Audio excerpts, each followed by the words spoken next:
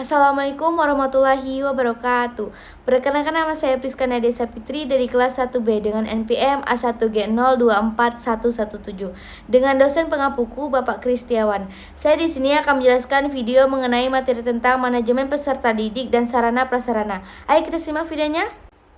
Nah, saya di sini akan menjelaskan apa yang dimaksud manajemen pendidikan. Manajemen pendidikan adalah proses perencanaan, pengorganisasian, pengarahan, dan pengendalian sumber daya dalam lingkungan pendidik untuk mencapai tujuan pendidikan yang telah ditetapkan secara efektif dan efisien. Tujuan utamanya adalah meningkatkan kualitas pendidikan dan memastikan tercapainya hasil belajar yang optimal bagi siswa. Nah, selanjutnya saya di sini akan menjelaskan aspek penting manajemen pendidikan. Yang pertama yaitu aspek kognitif, yaitu berhubungan dengan kemampuan berpikir, belajar, dan memahami. Yang kedua, aspek efektif, terkait dengan sikap, nilai, emosi, dan minat peserta didik. Yang ketiga, aspek psikomotorik, yaitu berhubungan dengan kemampuan fisik dan keterampilan motorik. Apa saja contoh manajemen pendidikan? Yang pertama yaitu manajemen kurikulum. Contohnya merancang dan mengimplementasikan kurikulum berbasis kompetensi. Yang kedua, manajemen tenaga pendidik. Contohnya melakukan rekrutmen dan pengembangan profesional bagi guru melalui program pelatihan, seminar, dan lokarya. Yang ketiga, manajemen fasilitas sekolah. Contohnya mengelola ruang kelas, laboratorium, perpustakaan, dan fasilitas lainnya. Nah, saya di sini akan menjelaskan apa yang dimaksud sarana prasarana. Yang pertama, sarana adalah segala sesuatu yang secara langsung digunakan untuk mendukung suatu proses atau aktivitas. Yang kedua, prasarana. Prasarana adalah segala fasilitas dasar yang tidak langsung digunakan dalam proses utama, tetapi mendukung kelancaran kegiatan tersebut.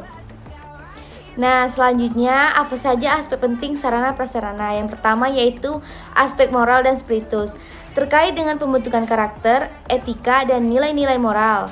Yang kedua, aspek kreativitas, yaitu terkait dengan kemampuan berpikir secara kreatif dan inovatif. Nah, apa saja sih contoh manajemen sarana dan prasarana? Contoh sarana, yang pertama buku pelajaran, digunakan sebagai bahan ajar dalam proses pembelajaran. Yang kedua, komputer atau laptop, digunakan untuk mendukung pengajaran berbasis teknologi seperti daring. Nah, selanjutnya contoh prasarana. Yang pertama, ruang kelas, digunakan peserta didik dan guru melakukan proses pembelajaran. Yang kedua, perpustakaan, digunakan untuk mendukung pembelajaran, tempat menyimpan buku dan bahan referensi lainnya. Dan yang terakhir, saya di sini akan menyebutkan dasar-dasar manajemen pendidikan dan sarana prasarana. Yang pertama yaitu manajemen pendidikan. Dasar-dasarnya adalah perencanaan, pengorganisasian, pelaksanaan, dan pengawasan evaluasi. Yang kedua, sarana dan prasarana. Dasar-dasarnya yaitu kesesuaian, keterjangkauan, kualitas, pemeliharaan, efektivitas, dan efisiensi.